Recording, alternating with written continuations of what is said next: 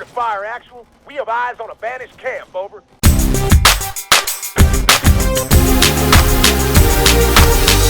Gary, Bailey, how are you? I'm good. How are you? I'm great. I'm excited to talk to you. I would say one of our resident Halo fans. Would that be fair to say? Yeah, pretty much.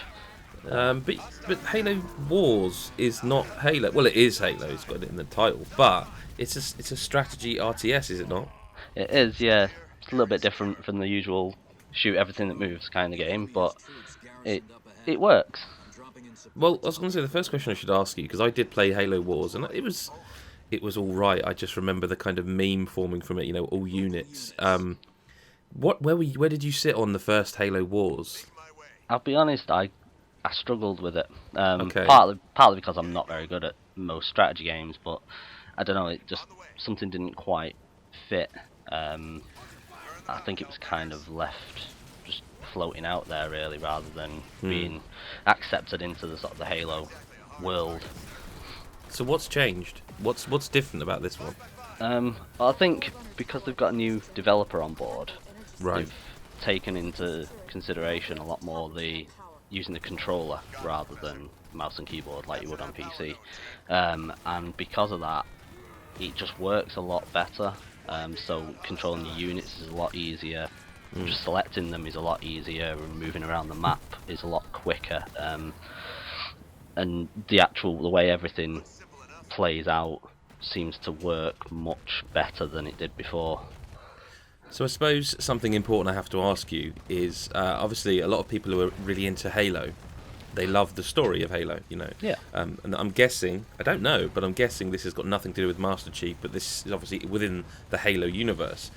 As someone who loves Halo and the story and the lore, does it hit home, the story? Is it worth? Because oftentimes with this kind of game, you end up like, I'll play a bit of the story, but the meat and veg is the multiplayer. But I want to know if the story is tacked on, or if it's a worthy addition to a game that's probably multiplayer focused. Yeah, it definitely fits. The story picks up right at after the end of the first game, and it's like 28 years later. So rather than being set kind of outside the rest of the Halo universe, it's now set just after Halo 5, and it sort of incorporates some of that a little bit now. The downside of that is part of this feels a bit more like a setup for the next Halo game. Whether that's what Halo Wars 2 feels like a setup for Halo Wars. Sorry, so Halo Wars 2 feels like setup for Halo 6. Yeah, quite possibly. Okay. It's left That's a weird. little open, but you kind of get that sense that I think it's kind of bringing the two worlds together, which I think works, but also, I don't know, leaves you a little bit wanting at the end. After Halo Wars 2. Because what I was wondering is obviously with, so for example, Microsoft have got Forza and Forza Horizon, and they alternate years. Obviously, they're giving 343 whatever time they need to make the next Halo, as they kind of did with 5. Do you think it does lead into the next Halo shooter, or do you think this maybe becomes Halo Wars, Halo numbered? Do you know what I mean? Yeah. I know it's a loaded question, but just from what you're talking about it feeling quite open at the end, makes me wonder. Yeah, I'm not sure, because they have had a history of bringing some of the different Halo worlds together. Fair enough. Like the animated stuff and the books. So it could well be just saying, right, this is now part of Halo 5 to Halo 6. Just a bridge in the gap, then, you reckon? Yeah, but it also it hints at something more, so it could well lead into some of these characters like Cutter from Halo Wars 2 maybe showing up in Halo 6, which would be interesting, but I don't know how well it'll work. And I would like to see a Halo Wars 3 after this. So really? Yeah. Would you have said that after playing Halo Wars? Would you have said, "Oh, I'd like to see"? Because I remember the announcement at E3, and I went, "Oh, that they sort of led it with this massive fanfare," and I felt the reaction was like, partly there were people who were going ape, but also the kind of people like, Yeah, I was on that same fence. Okay.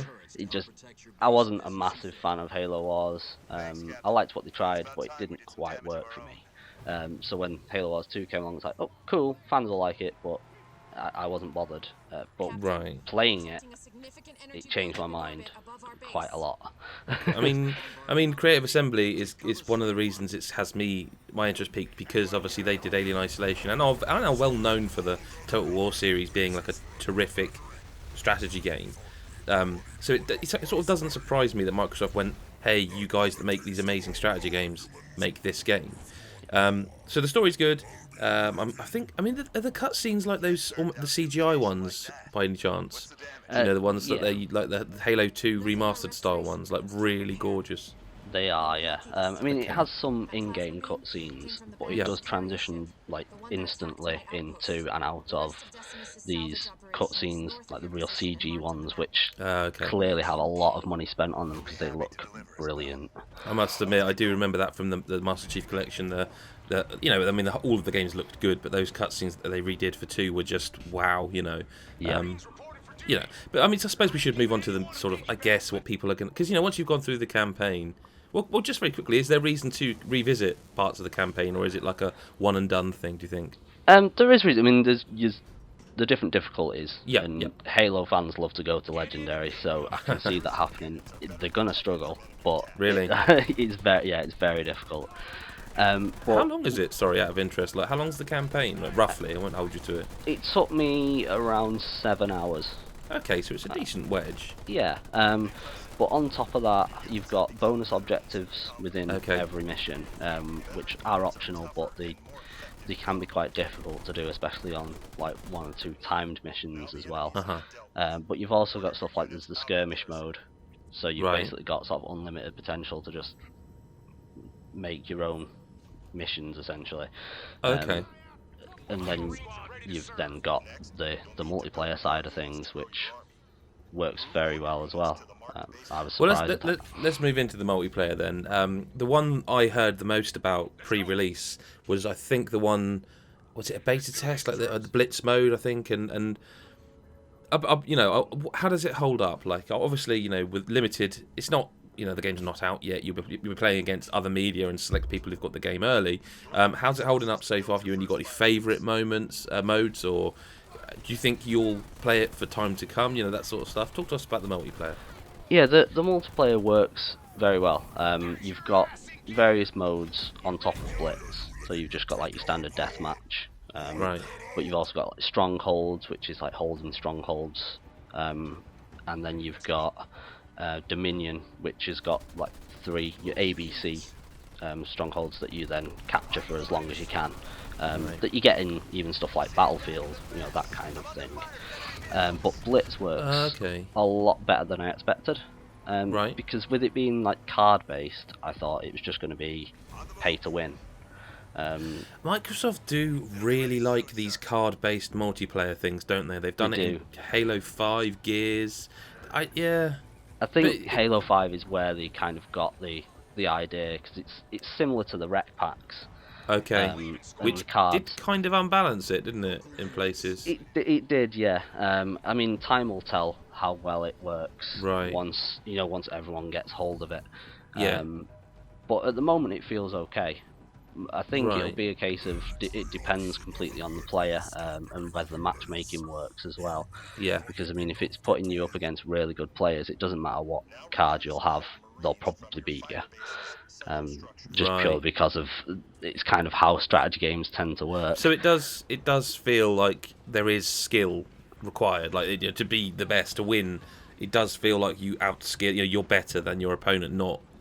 You haven't felt cheated, so to speak, so far. No, not so far anyway. And a lot of it, you do get like the packs for doing things inside the campaign. Like basically all my card packs came from completing objectives and leveling up in the career, and so it's completely randomised what cards you get.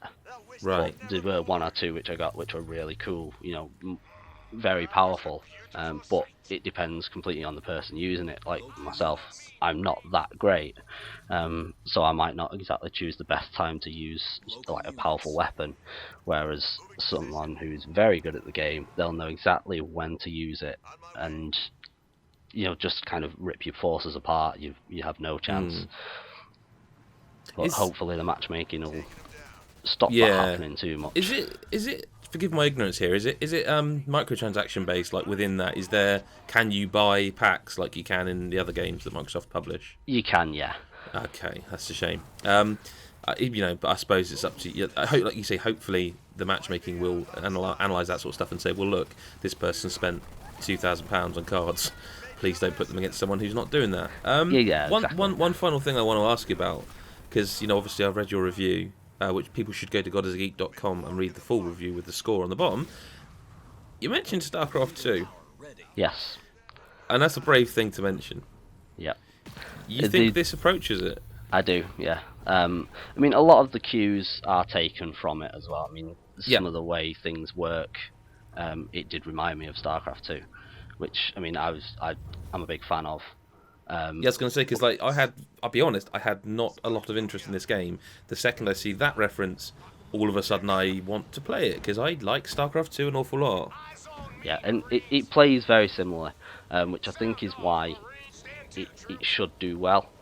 But even on a console, it's like the idea you're saying this plays like StarCraft 2 with a controller is just it's blowing my mind, mate. Yeah, it's the way that they've done it. I mean, sometimes, when it gets really hectic, sometimes you start to panic a bit because it's trying to remember which D-pad direction gets you to the base or to the units that are under attack, that kind of thing. But once you get hold of that, it becomes kind of second nature a lot of the time. Okay. And it ends up being... I mean, I think the PC version will probably be better. And I suppose you get both. That's the good thing, isn't it? Like exactly, one purchase gets you both. It's a play anywhere game, isn't it? They all are now. So playing it on the PC, I can imagine it will be that little bit easier. But what they've done with the controller makes it so easy to play anyway. Okay. And yeah, I can't sort of recommend it enough. And it's definitely, for me, approaching the level of StarCraft II. I mean, I must admit, I think they've marketed it quite heavily for a game. I was surprised they even announced. Like, they are definitely going to town on, this is our big game at the moment. Yep. Which again surprised me. But then I saw your score, and I'm teasing here in the fact that I hope people go and read the score, because when I saw your score, I'm very interested in this game very suddenly. Just to quickly say, we couldn't test the PC version because the PC version isn't available yet. Yep.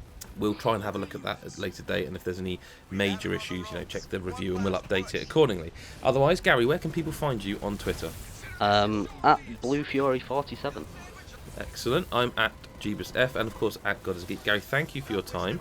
Thank you. And we will see you in the next video. Make sure you send Gary some questions if you want to know anything about Halo Wars 2. Bye bye for now.